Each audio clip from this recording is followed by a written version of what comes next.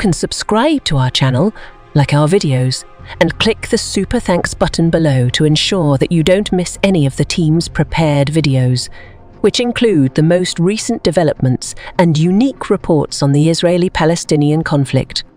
The war between Israel and Hamas is starting to change in favor of Israel. Israel has now made the decision to thwart any effort by Hamas to use strikes backed by Iran to upset the status quo in the Middle East. The IDF has decided to broaden the scope of its ground assault operations in the Gaza Strip as a result. The yet vital ground offensive operation in Gaza has gotten more intense near Beit Hanun, northeast of the city, in recent days. IDF Merkava tanks and armoured units have been continuously invading Gaza from Beit Hanun, destroying Hamas targets. With intense bombing, the IDF Air Force aided the ground offensive in Gaza as well. Furthermore, Israeli Hermes and Heron drones scanned the city's other sides, as well as the coastal Gaza Strip for Hamas weapons sources and tunnel systems. In contrast, Israel's naval troops have been dismantling Hamas's diving units and gathering intelligence throughout the Gaza coastline. The permanent elimination of these terrorists from the city and the discovery and devastation of Hamas's most covert underground tunnel networks in Gaza were at the center of everything. One crucial step in completing these operations was the IDF's ground offensive.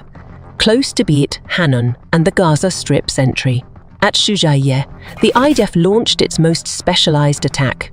The IDF special troops would exit the city following these offensive operations and re-enter Gaza for the subsequent campaign. These limited actions against Gaza were the second phase, the Israeli Defense Ministry declared. Indeed, Israeli Prime Minister Benjamin Netanyahu stressed that the efforts would not stop at these and that the tunnel lines in Gaza, Hamas's most dependable source of funding, would be totally destroyed. It was disclosed today that the IDF has reached the third phase and has penetrated Hamas's tunnel systems in Gaza, in accordance with Prime Minister Netanyahu's most recent remarks. Put differently, the second stage of Operation Iron Sword was initiated by the Israel Defense Forces. The Israeli Army's Southern Command commander, Major General Yaron Finkelman, authorized the ground forces operating in the Gaza Strip to launch an offensive as part of the next phase, which culminated in a peak of tension in the city's collision zone. Following the issuance of this directive, the IDF posted an incredible picture on social media. It was impressive to see almost 300 Israeli army tanks and armoured vehicles in the pictures, poised to launch an assault on the Gaza border. Furthermore, the Israeli army's nearly 360,000 men were the most striking aspect of General Finkelman's attack strategy for the IDF. To put it another way, the massive Israeli army moved to permanently destroy Hamas' whole network of tunnels in Gaza. Following this unexpected action by the IDF, Hamas was greatly shocked because all of its spokespeople had previously declared that Israeli forces would not be allowed to infiltrate Gaza's tunnel systems, and that this action would be a suicide attack. But if this declaration that during the third stage of its ground offensive against Gaza, all Hamas tunnel lines within the city will be demolished demonstrated that Hamas's expectations would be exceeded.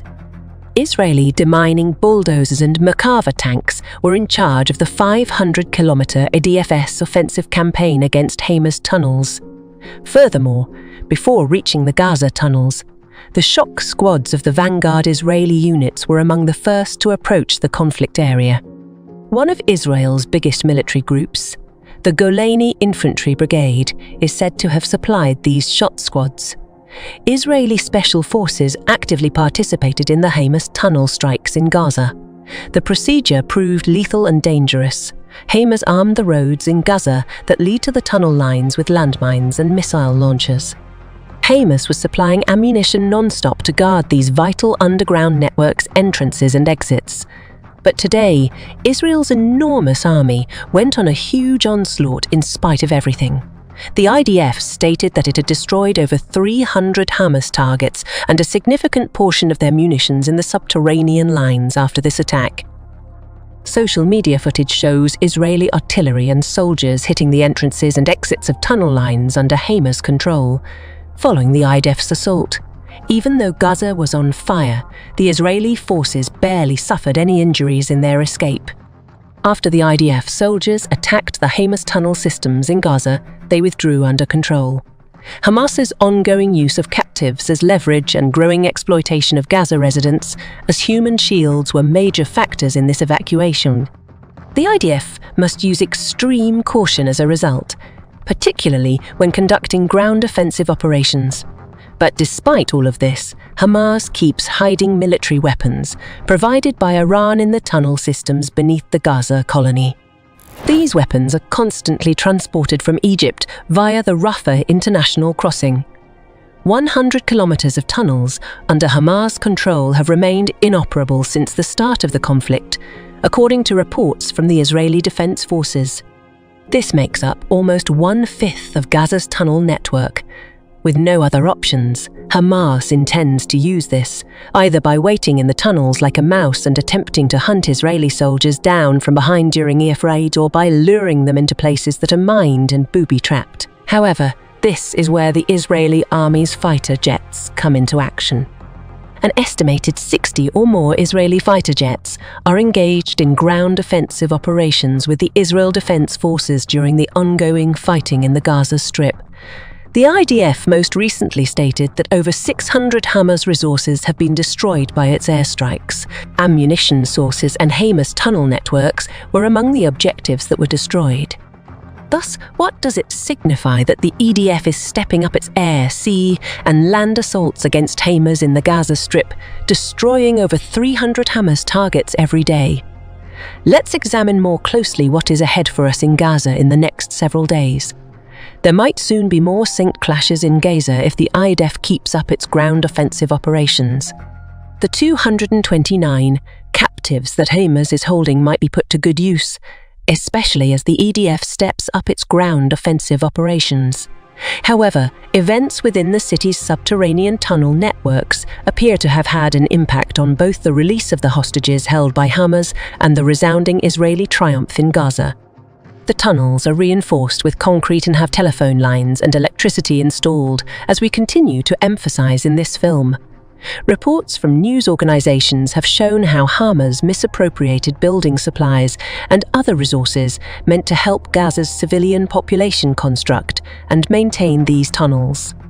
Israeli military officials were informed by a fighter who was arrested and took part in the October 7th massacre that Hamas transported weapons through tunnels beneath Gaza City's Shifa hospital.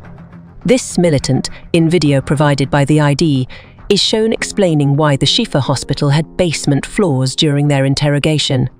The Israeli Defense Forces claim that Hamas also maintains a command center within the hospital, from which it launches rockets at the State of Israel. Since Hamas can redirect fuel imports for generators that pump air into the tunnel network, it will take some time for the IDF to totally dismantle the vast and intricate network of tunnels that Hamas controls.